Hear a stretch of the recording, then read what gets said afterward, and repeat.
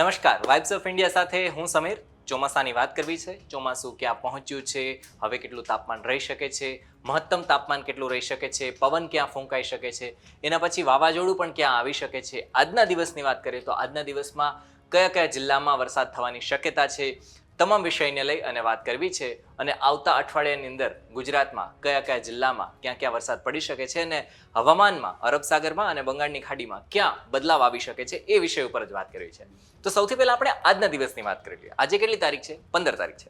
અને આજના 15 તારીખની વાત કરીએ તો છોટાઉદેપુર, એના સિવાય દાહોદ, પછી નવસારી, વલસાડ, અને આપણે જો સૌરાષ્ટ્રની વાત કરીએ ને તો સૌરાષ્ટ્રમાં ભાવનગર અને અમરેલી આ બે એવા જિલ્લા છે કે ત્યાં આજના દિવસમાં ક્યાંક ક્યાંક છૂટો છવાયો વરસાદ પડી શકે છે. અને આ પ્રી મોન્સૂન એક્ટિવિટીના ભાગરૂપે બધું થઈ રહ્યું છે. પ્રી મોન્સૂન એક્ટિવિટી એટલે કે જે ચોમાસું આવતું હોય એના પહેલા જે વાતાવરણમાં અથવા તો હવામાનમાં જે કંઈ પણ બદલાવ આવે એને પ્રી મોન્સૂન એક્ટિવિટી કહેવાય છે. અને એના જ ભાગરૂપે અત્યારે વરસાદ છે એ થઈ શકે છે. હવે આપણે વાત કરીએ કે ચોમાસું ક્યાં પહોંચ્યું છે. તો આપણે જાણીએ છીએ કે દક્ષિણ ગુજરાતમાં અત્યારે ચોમાસાએ કવર કરી લીધું છે. આપણું દક્ષિણ ગુજરાતનો જે વિસ્તાર છે, નવસારી, સુરત, વલસાડ, તાપી, ડાંગ, આ બધો જે વિસ્તાર છે 4 જિલ્લાવાળો, એને કવર કરી લીધો છે. અને એના કારણે જ ગઈકાલે સુરતમાં ઉધના, લિંબાયત અને આ બધા વિસ્તારમાં થોડો વરસાદ થયો હતો. ડાંગમાં પણ અમુક જગ્યાએ વરસાદ થયો હતો. એના સિવાય બાકી નવસારીમાં પણ અમુક જે તાલુકા છે એના ગામડાઓમાં વરસાદ છે જોવા મળ્યો હતો. તો આ તો વાત કરીએ આપણે ચોમાસું ક્યાં પહોંચ્યું છે, વરસાદ કેટલો થયો છે. હવે આપણે વાત કરીએ કે ચોમાસાના કારણે બદલાવો શું આવી શકે છે એના વિશે. તો અત્યારે અહીંયા જોઈ શકાય છે કે આ જે હવાઓ છે વહી રહી છે વિંડીના માધ્યમથી.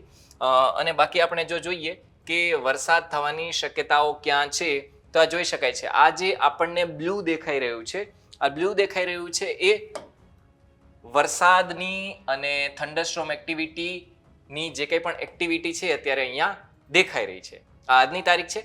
પછી આપણે ધીરે ધીરે આગળ જઈએ. જો અહીંયા જોઈ શકાય છે કઈ રીતના છે. ધીરે ધીરે જે રીતના આજની 15 તારીખમાં છે, ગુજરાતમાં ક્યાંક વરસાદ પડી શકે છે, સૌરાષ્ટ્રમાં, બોટાદમાં ક્યાંક વરસાદ પડી શકે છે.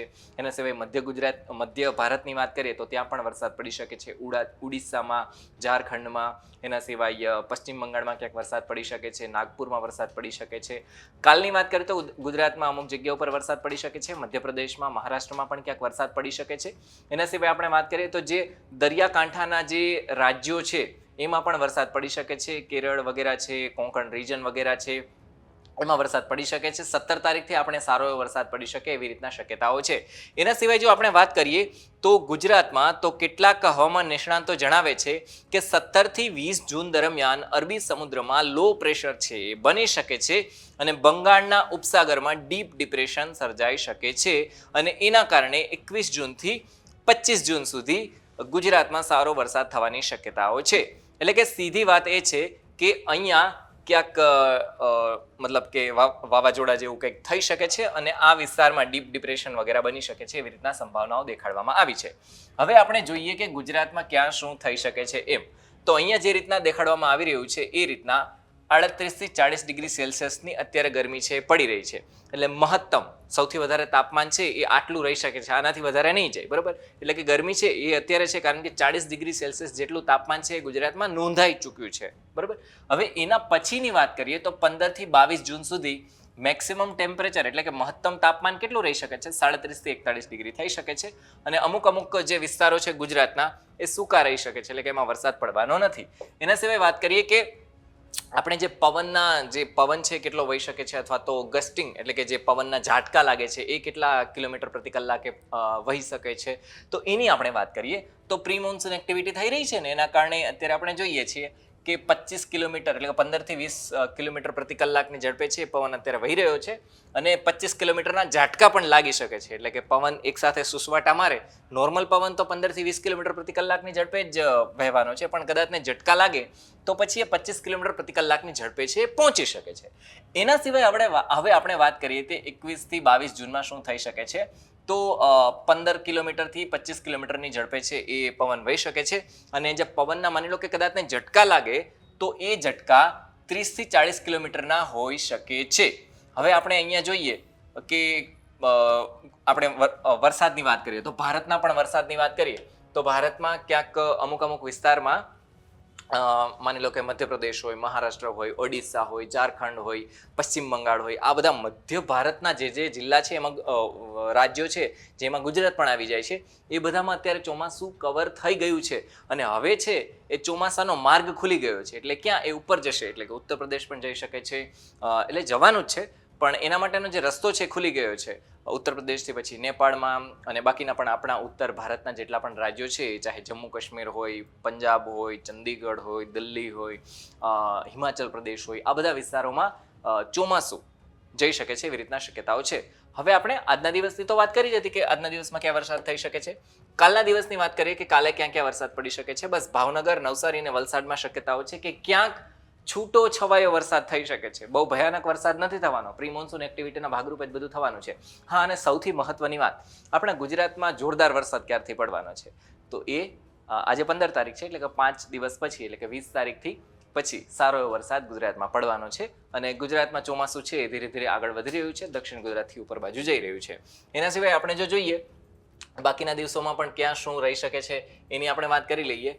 તો આ જે છે 18 તારીખનું દેખાડવામાં આવી રહ્યું છે, બરાબર. આપણે 15 તારીખની વાત કરી છે, 16 તારીખની વાત કરી છે, 17 તારીખની વાત કરી. એના પછી આપણે હવે કરીએ 18 તારીખની વાત. તો 18 તારીખમાં ક્યાં ક્યાં વરસાદ પડી શકે છે, જે હમણાં જોઈ શકાય છે કે ગુજરાતના કયા કયા જિલ્લા છે. એટલે હવે જિલ્લા છે એ વધતા જવાના છે, શક્યતાઓ પણ વધતા જવાની છે. આપણે જોઈ શકાય છે અમરેલી, ભાવનગર, નવસારી, વલસાડ છે એમાં વરસાદ પડી શકે છે 18 તારીખે.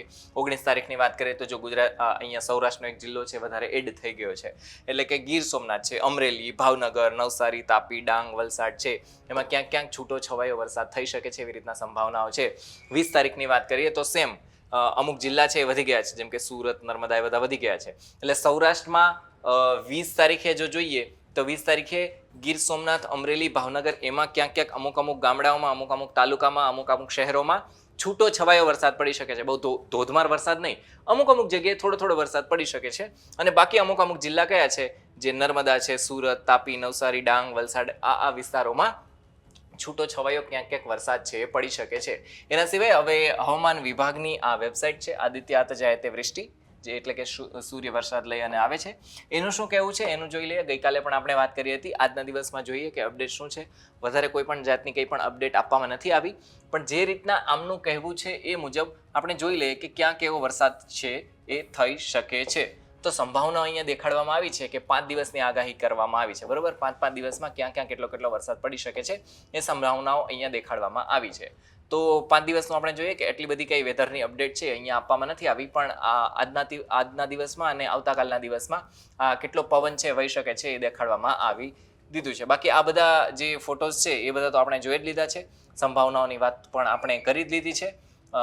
જે રીતના 14 તારીખ પછી આ 15 તારીખ અને આ જે અપડેટ છે એ બધી જો કે આપણે જોઈ જ લીધી છે, એટલે કંઈ જોવાની ખાસ જરૂર નથી. તો આથી અપડેટ કે ગુજરાતમાં ક્યાં કેટલો વરસાદ પડી શકે છે, ગુજરાતમાં ચોમાસું ક્યાં પહોંચ્યું છે, સંભાવના કઈ છે, કયા કયા જિલ્લામાં કેટલો વરસાદ પડી શકે છે. એના સિવાય આપણે વાત કરીએ હવાના ઝટકા કેટલા લાગી શકે છે, વધારેમાં વધારે તાપમાન છે કેટલું રહી શકે છે. એના સિવાય ભારતની પણ આપણે વાત કરી કે કઈ રીતના ચોમાસાનો જે માર્ગ છે ખુલી ગયો છે. બાકી આપણે વાત કરી કે ગઈકાલે ક્યાં ક્યાં વરસાદ પડ્યો હતો. અમદાવાદ શહેરમાં જો જોઈએ તો ગઈકાલે અમદાવાદમાં 4-5 દિવસથી વરસાદ છે ધીરે ધીરે થઈ રહ્યો છે. ઝાપટા આવે છે, ઝાપટા આવીને જતા રહે છે, એટલે કે 15-20 મિનિટના ઝાપટા છે સતત 3-4 દિવસથી આવી રહ્યા છે. ગઈકાલ રાતની વાત કરીએ તો ગઈકાલ રાત્રે પણ સરખેજ છે, ઉજાલા છે, ઇસ્કોન છે, પ્રહલાદનગર છે, એના સિવાય જુહાપુરા છે, આ બધા જ વિસ્તારોમાં વરસાદ છે જોવા મળ્યો હતો. અને હવે આગળ ચોમાસામાં શું થશે એ તમામ અપડેટ અમે તમને જણાવતા રહીશું. ધન્યવાદ.